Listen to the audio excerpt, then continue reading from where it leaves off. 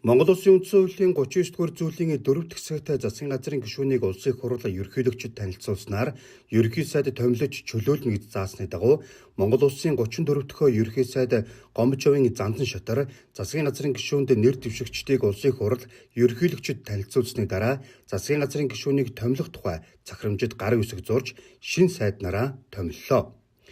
Ерөнхий сайд Зандан шатаараа засгийн газрын гишүүдийн томилготой Монгол Улсын урт хугацааны хөгжлийн бодлого, засгийн газрын үйл ажиллагааны хөтөлбөрт туссан зорилт, арга хэмжээг үр дүнтэй хэрэгжүүлэх, зохион байгуулах чадвах, танхимын зарчмаар ажиллах чадвах, хариуцсан салбар ажил үүргийг гүйцэтгэх чиглэлээр хуримтлуулсан дуршлага, мэргэжил, ёс зүйн болон хариуцлагатай байдал зэргийг харгалзан үзжээ.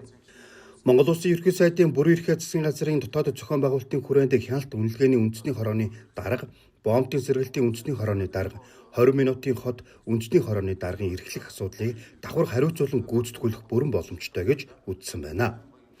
Монгол Улсын засгийн газрын гишүүн тэргүүн шадар сайд бөгөөд эдийн засаг хөгжлийн сайдаар Ням осрын учрал, Монгол Улсын засгийн газрын гишүүн Монгол Улсын шадар сайдаар сайн буянгийн амар сайхан, Монгол Улсын шадар сайдаар тогмодын дорж ханд, Монгол Улсын сайд засгийн газрын хэрэглэх газрын даргаар сандгийн бям цогт, Монгол Улсын засгийн газрын гишүүн гадаад харилцааны сайдаар Батмөнхийн Баццэг, Монгол Улсын засгийн газрын гишүүн сангийн сайдаар Болдын Жавхлан, Монгол Улсын засгийн газрын гишүүн хууль зүйн дотоод хэргийн сайдаар Тавгийн Мөнхбаатар, Монгол Улсын засгийн газрын гишүүн аж үйлдвэр эрдэс байлгийн сайдаар Гонгорын Дамтны,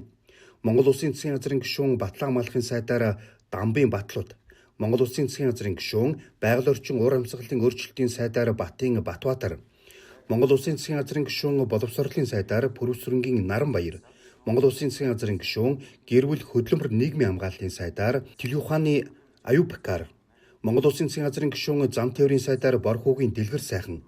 соёл спорт аялал жуулчлал залуучуудын сайдаар Чинбатын Ундрам, хот байгуулалт барилга орон сууцчлалтын сайдаар Инх тайвны Батамгалан, хүнсгүйтэй аж ахуй хөнгөн үйлдвэрийн сайдаар Жадамбын Инх баяр, захим хөгжил инновац харилцаа холбооны сайдаар Инх баярын Батшугар, эрчим хүчний сайдаар Бат утгын Чоожил сүрэн, эрүүл мэндийн сайдаар Жигжид сүрэнгийн Чин бүрэн нарыг тус томиллоо. Монгол Улсын ерөнхий сайд Зандан шатаараа шинээр томилогдсон засгийн газрын гишүүдэд хандаж үг хэлсэн юм. Тэрээр амжилт ололт сургамж ухаарлаа сорилт шийдэл хосолсон ийм цаг үед илүү ухаалаг, илүү зөв, илүү үр бүтээлтэй ажиллахыг цаг үе биднээс шаардаж байна. Иймд эвийг хичээж, эийг эрхэмлэж, зөвшөлтсөл ойлголцлыг энэ тэргүүнд эренбэлж, улс орон ард түмнийхээ төлөө нэгэн үзүүрцэтгэлээр хамтран зүтгэхийг засгийн газрын гишүүдтэй хэллээ.